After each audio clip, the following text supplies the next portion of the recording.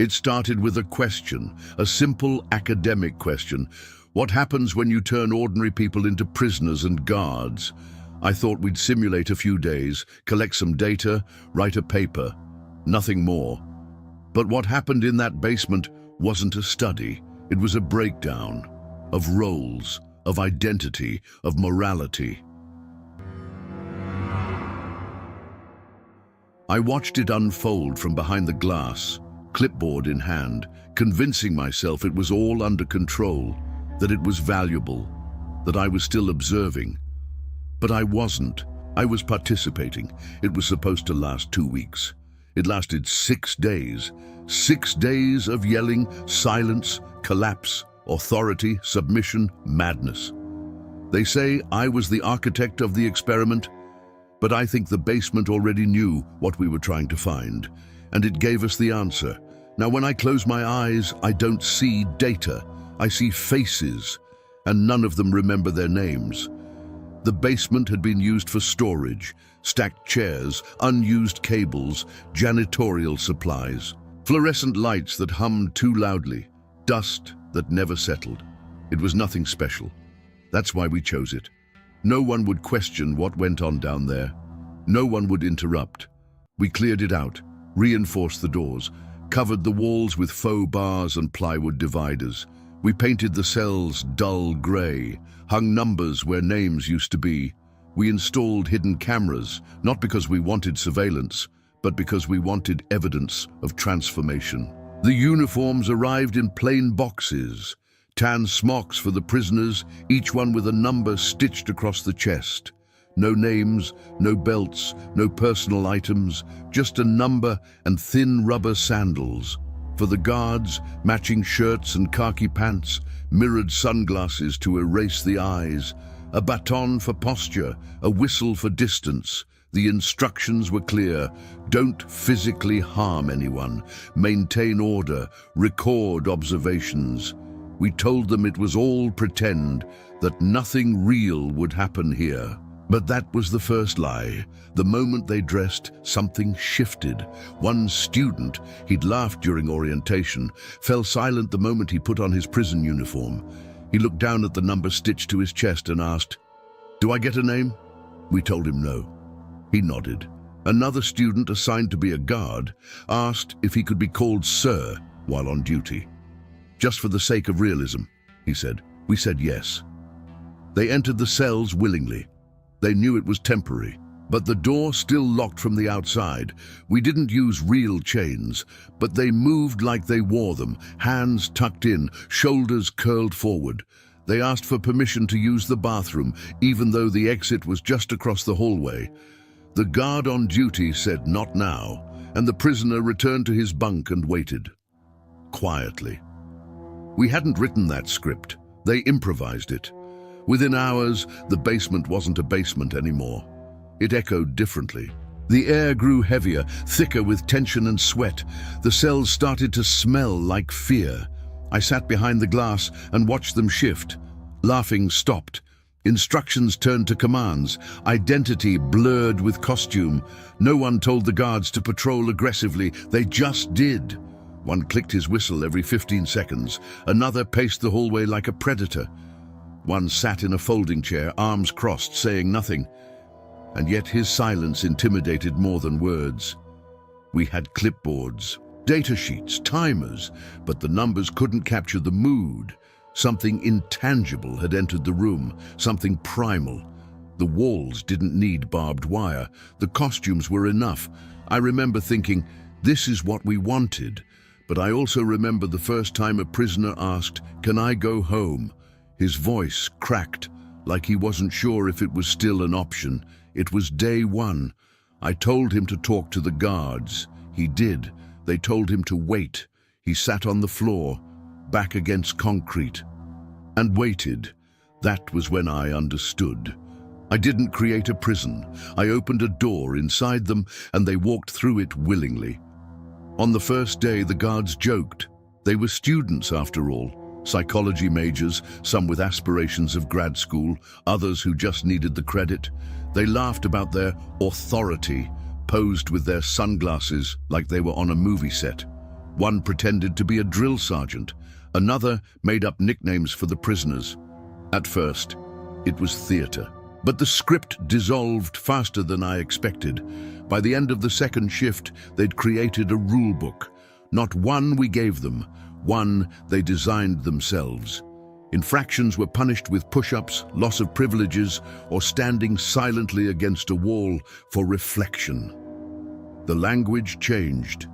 Inmates, infractions, compliance. They weren't playing anymore. One guard, tall, quiet, unremarkable before, began speaking in commands. Face the wall. Don't talk unless spoken to. Hands behind your back. No one told him to. He never broke character. He started carrying a clipboard, scribbling imaginary notes, just to watch the prisoners grow nervous. The mirrored sunglasses did more than conceal identity. They erased it. One of them, I'll call him Guard 04, refused to take them off, even during breaks. When I asked why, he said, "They listen better when they can't see what I'm thinking." But I knew the truth. He wasn't hiding his eyes. He was hiding the part of him that still knew he was pretending. Their posture changed, their tone hardened. The same students who once raised their hands in lecture now barked at their peers for speaking out of turn. They weren't acting like guards, they were becoming them. One night I reviewed footage of a prisoner being forced to count aloud, again and again, for over an hour. Every time he messed up, he had to start over. The guards stood around him, arms crossed, stone-faced. No one intervened. There was no data to collect from it. It served no scientific purpose. It was punishment for being annoying. We didn't plan that, but it happened under our watch. They invented a hole, a small dark closet where rule breakers were sent for reflection. No light, no timer, just silence and uncertainty. One prisoner emerged, shaking, mumbling numbers to himself. We wrote it down as emotional distress. The guard who designed the punishment called it an effective deterrent. The more we observed, the more they improvised. They made prisoners sing before meals, made them scrub the floors with toothbrushes, called roll call at 3 a.m., just to remind them who was in charge. I asked one of the guards during a break if he was okay. He smiled and said, "It's just a roll, right?" But his knuckles were red from pounding on the cell doors. It stopped being about the study. It became about control. They weren't fulfilling instructions. They were fulfilling impulses. And the scariest part, they didn't seem aware of it. When a new prisoner arrived, blindfolded and disoriented, the guards stood straighter. Their voices deepened. One offered to carry the baton full-time in case things got out of hand. They called him Sarge after that. He liked it. There were moments I should have said something, but I didn't, because I wanted to see what would happen next, because I thought I was still in control. But I wasn't. They were. It didn't happen all at once. It never does. At first, they resisted, lightly. They rolled their eyes, made jokes, spoke to the guards like classmates, which of course they were. But subtle changes took root faster than defiance could hold. Within 24 hours, they were no longer laughing. One prisoner, number 8612, began asking for permission to speak, not when he was being addressed, just in general. During meals, during silence. It wasn't a rule. No one told him to do it. But he had absorbed it anyway. They lined up without being told. They waited for commands. When they were mocked or corrected, they didn't argue. They nodded, even apologized, not because they believed the punishment was just, but because they had begun to believe that their comfort no longer mattered. Names disappeared quickly. On the second day, I heard one prisoner say, "I'm 5486, sir," when asked a question. The guard hadn't requested a number, but the prisoner gave it anyway. They were students yesterday. Today, they called themselves numbers. We had issued those numbers for anonymity, for tracking data. But the numbers became identities. Their last names, their major, their summer jobs, all evaporated beneath that single-stitched identifier. They weren't even trying to remember who they were. One morning, during roll call, a guard intentionally miscounted. He accused the prisoners of lying. He ordered them to repeat the numbers backward. Some failed, some cried, all obeyed. Number 416, I remember him clearly, had been outspoken on day 1, confident, sarcastic. By day 3, he refused to make eye contact. He asked if we could give him his real clothes back just for a minute. Not to leave, not to quit, just to feel like himself. I said no. He nodded and walked back into his cell without another word. Another, 819, began muttering to himself. I thought he was rehearsing lines, but when I leaned closer, I realized he was just repeating, "It's not real, it's not real, it's not real." His fingers trembled. When a guard shouted at him for not standing straight, he apologized to the wall. Later that day, 819 curled into a corner and started sobbing. He begged to leave. He didn't look at me, just at the floor, as if asking for permission from the cement itself. We pulled him out for evaluation. He wiped his face, said he was fine, and asked to return. Not because he wanted to, but because the other prisoners had called him weak as he passed. "You're gonna mess it up for us," one said. He believed it. So did they. We let him go. But the damage was done. One prisoner urinated in a bucket and apologized for making a mess, even though the guards had refused to let him out of the cell. Another refused to eat unless given explicit permission. Another began folding and unfolding his blanket over and over, as if that rhythm kept him tethered to something real. I watched them lose themselves, not with screams, but with silence. They weren't pretending anymore. The performance was over. What remained was something raw and pliable, fear molded into compliance, identity dissolved into obedience. No one called out for help.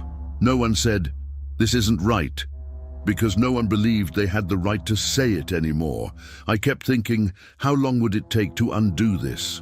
But another question echoed louder. Would they even want to go back? There's a difference between following orders and enjoying them. At first, the guards claimed they were just keeping structure. That's how they framed it, as maintenance, routine, protocol. But I watched their faces. I listened to the tone beneath their voices, and something began to curdle. They weren't enforcing rules, they were inventing them. One ordered a prisoner to sing his ID number like a lullaby, over and over until his voice cracked.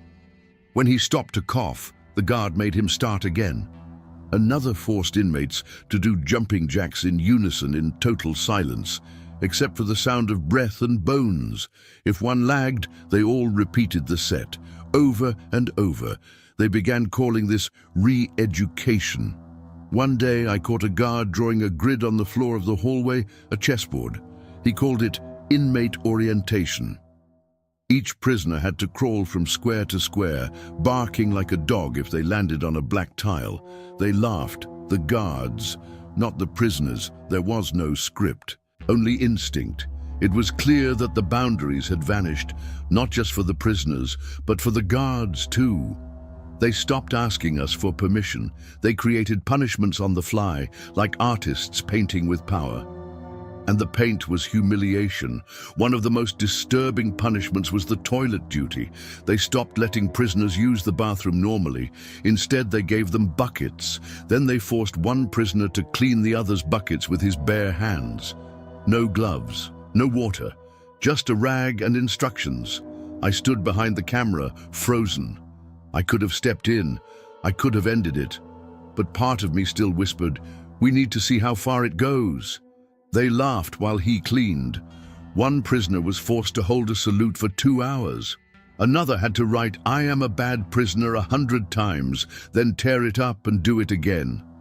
They weren't punishments to prevent disobedience. They were rituals, symbols of dominance, and they weren't ashamed. One guard said to me during a break, "They respond better when you make it personal." He smiled when he said it. That was when I realized something had shifted permanently. They were no longer reacting to inmate behavior. They were reacting to their own hunger, not for order, but for control. For the feeling that someone else's suffering validated their role. I remember watching a prisoner flinch before the guard even raised his voice. That anticipation, it was learned, conditioned, rehearsed through pain, and the guard saw it too. He saw the flinch and smiled. It wasn't about discipline, it was about pleasure. I asked one of them later quietly if he thought it had gone too far. He shrugged. They could leave any time, right? Then added, but they don't. That was his justification. That was how he reconciled it. They stayed, so he could continue. And I let him. Because I wanted to know what would happen next. Because I wasn't sure anymore if stopping them would teach me anything. So I watched, and they punished. And somewhere in between, the experiment became something else entirely. There were moments, clear, defined moments, where I could have stopped it. I could have opened the door. I could have said enough. I could have walked into that hallway and reminded everyone that we were inside a university basement, not a prison. That they were students, not criminals. That this wasn't real.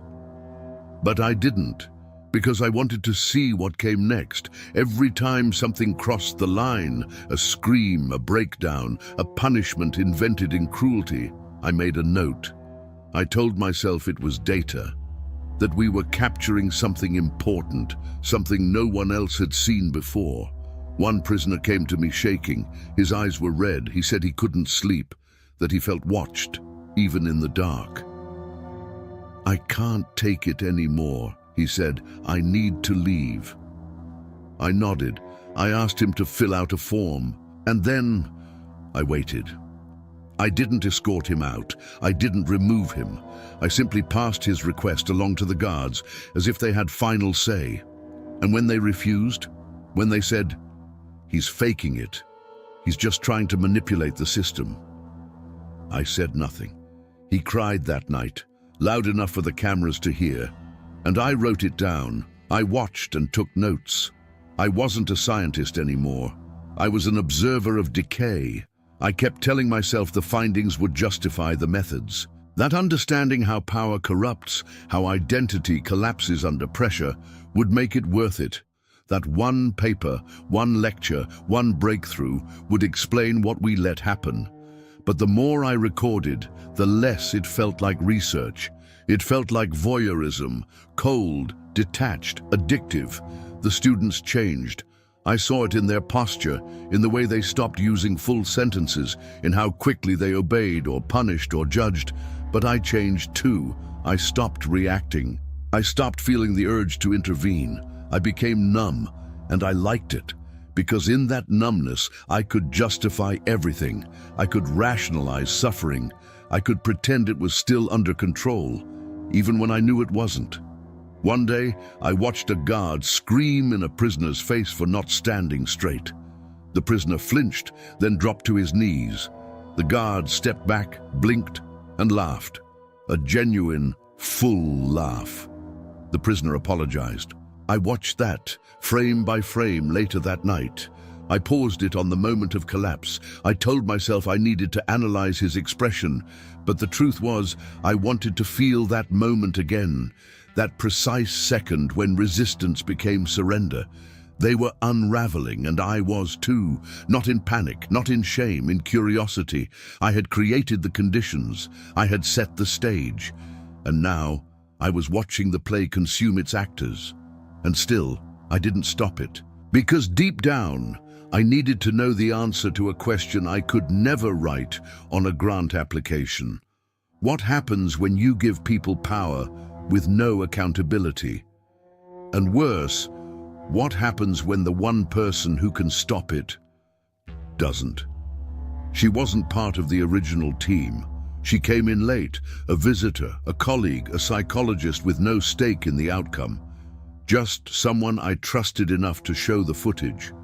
I expected her to be impressed, to see the patterns I saw, the depth, the psychology, the breakthrough.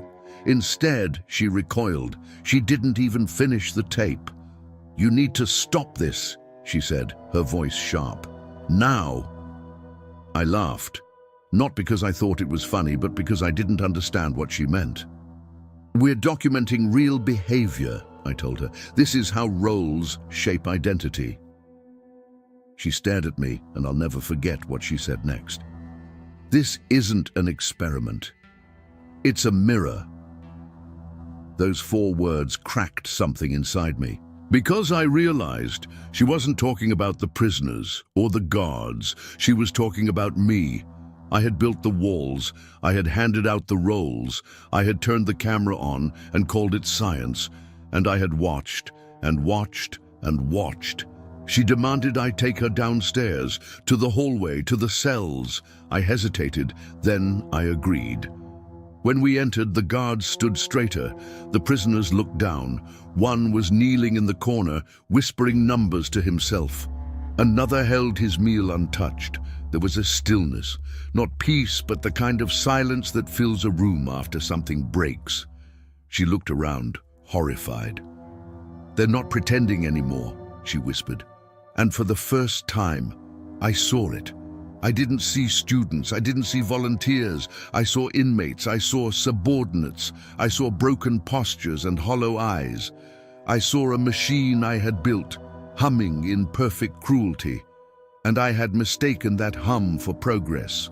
When she turned to me, her face was pale. "You've lost them," she said.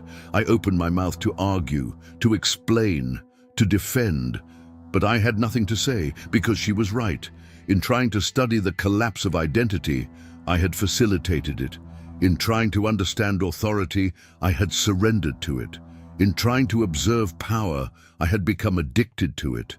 I wasn't a scientist anymore. I was a warden, a spectator, a coward. The hardest part wasn't hearing her say it.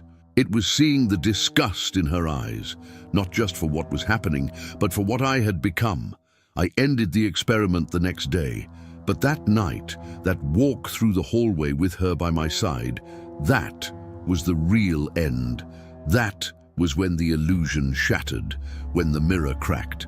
I saw myself in the guards, in the silence, in the rules I didn't write, but allowed. She didn't say goodbye. She didn't need to. She'd done what I hadn't. She saw the line and refused to cross it. Me? I crossed it, then drew a new one, then crossed that too. By the time she arrived, I wasn't watching a prison anymore. I was inside it. There were no weapons, no real handcuffs, no guards with guns, no surveillance drones, no shackles, no threat of violence beyond what imagination could provide. And yet, they stayed. They followed orders. They asked for permission. They slept on thin mattresses inside makeshift cells, all because someone told them this was a prison. And they believed it. That was the power of the structure. Not its strength, but its suggestion. It didn't confine the body, it confined the identity. You give someone a number, you give someone a uniform, you remove their name, their reflection, their voice. And what's left behind will obey because it forgets how not to. That was our greatest discovery and our deepest failure. I watched intelligent, creative, free-thinking students descend into silence and submission, not because they were forced, but because they were guided, gently, subtly, through routine, through repetition, through a system that asked, "Who are you now?" and waited patiently for them to forget the answer. One guard wrote his own manual, another created shift rotations. They weren't actors improvising a scene, they were architects building an illusion and then locking themselves inside it. The prisoners never had to stay, the door was never locked. But no one walked out, not because they couldn't, because they didn't know they could. We'd done nothing more than assign roles, yet that was enough to bury selfhood beneath obedience. We had handed them a story, and they performed it to the point of unraveling. Some of the guards asked to work longer shifts. Some of the prisoners began whispering about who might snitch to the experimenters. One even asked if writing a letter to his parents would result in punishment. That was when I knew they had accepted the fiction as truth. Not one of them asked if this was going too far, because far had become the new normal. We didn't need bars, just belief. And belief, once planted in the right soil, grows faster than reason. It spreads in silence. It thrives in repetition. It bears fruit in broken voices and lowered eyes. In the end, it wasn't a prison. It was a mirror. It reflected who they could become when no one told them to stop, when they were allowed, even encouraged, to become what the role demanded. And it reflected me too. I had stood on the other side of the glass, convincing myself it was science, that I was documenting transformation, that I was still in control, but the basement taught me otherwise. Control is never about chains or walls. It's about belief. And once belief takes root, it no longer matters what's real. The walls were cardboard. The uniforms were stitched in a theater department. The cells had no locks. But the fear was real. The obedience was real. The silence was real. And now, when I replay those 6 days in my head, I don't see a social experiment. I see a stage. I see actors who forgot it was a play. I see roles that became cages. And I see a door, wide open, that no one ever tried to walk through. The experiment ended on day 6. The footage was archived. The rooms were cleared. The uniforms returned to storage. But the memories stayed, not just theirs, mine. I thought I was studying power, but I was testing myself. And I failed. I failed to intervene. I failed to recognize the moment when curiosity became cruelty. I failed to see that I wasn't above the roles. I had one too. I wasn't the scientist. I was part of the system. People ask me what I learned. I say, nothing that wasn't already there. We didn't create monsters. We gave ordinary people permission, and they ran with it. So if you ever wonder how far people can go, just give them a costume, a role, and a locked door.